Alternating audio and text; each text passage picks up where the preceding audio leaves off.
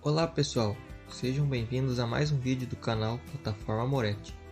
No canal são apresentados assuntos referentes à engenharia agrícola. Meu nome é Gustavo Vieira Penteado, estudante de agronomia da UFPR, e hoje trago para vocês este vídeo referente à disponibilidade de água para as plantas, pertencente à unidade 9 da apostila de Fundamentos de Hidrologia, Irrigação e Drenagem. Para cada grama de matéria seca acumulada, a planta necessita de centenas de gramas de água. Para a cultura do milho, por exemplo, são necessários cerca de 1.200 kg de água para cada quilo de milho produzido. Não podemos esquecer que a demanda de água pela atmosfera através da transpiração ocorre todos os dias.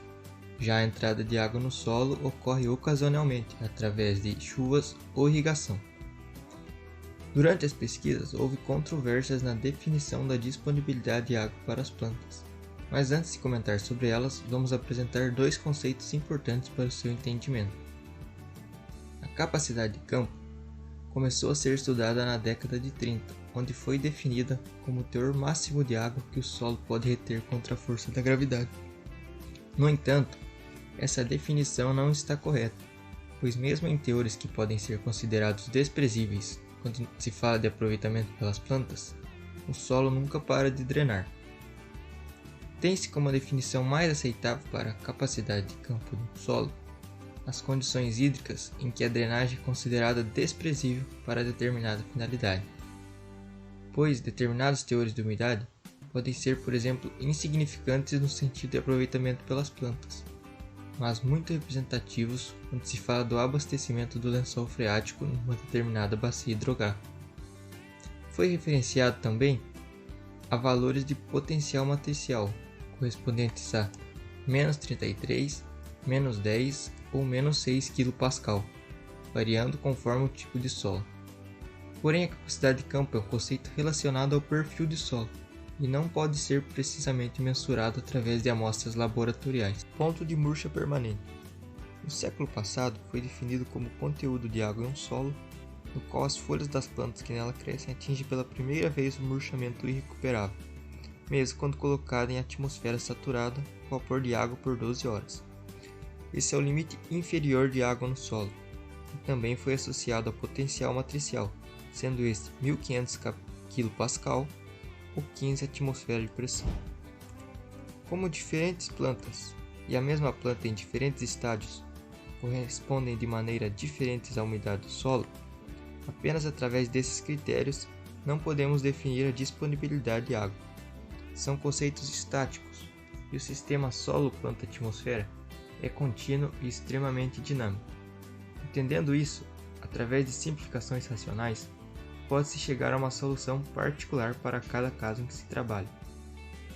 Como foi comentado, diferentes autores conceituaram a disponibilidade de água às plantas.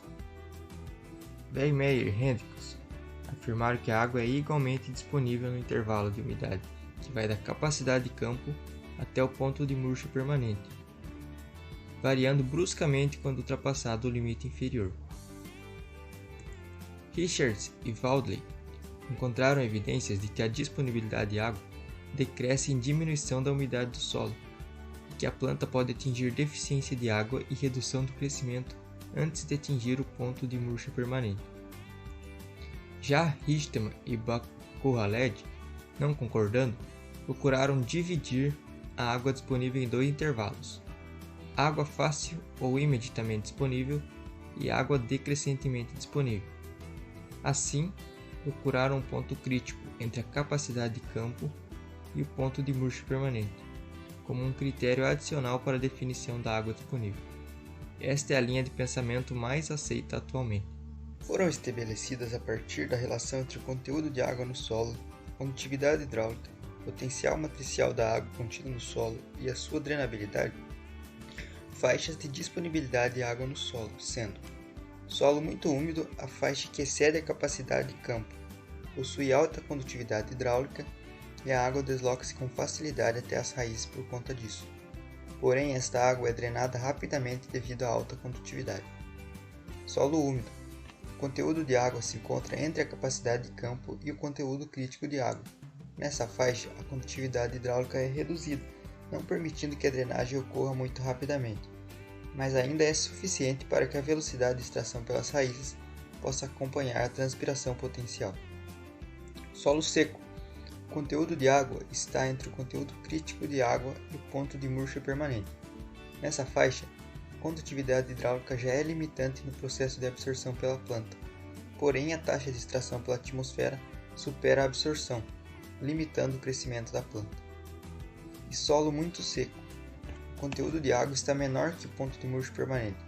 A absorção pelas plantas torna-se improvável por conta da baixíssima condutividade hidráulica do solo, e a planta sobrevive apenas por um curto período de tempo. Fides, em 1978, definiu zona de potencial matricial das plantas, onde zona de taxa constante é delimitada ao lado direito pelo potencial matricial 2 e do lado seco pelo potencial 3. Essa condição fornece condições ótimas para o crescimento vegetal, e os estômatos encontram-se abertos. Zona úmida. Encontra-se entre o potencial matricial 0, onde o solo está saturado, e o 2. Essa saturação provoca estresse vegetal devido à falta de oxigênio. Nessas condições, o crescimento e a produtividade são restringidos. A zona de taxa decrescente encontra-se à esquerda da zona de taxa constante. Em condições de baixa demanda atmosférica, o índice das condições hídricas limitantes ocorre para o valor de potencial mais negativo do que sob condições de alta demanda. O valor do potencial matricial 3L, 3H define o início da zona de taxa decrescente, e o 4 define o início das condições de zona de murcha permanente.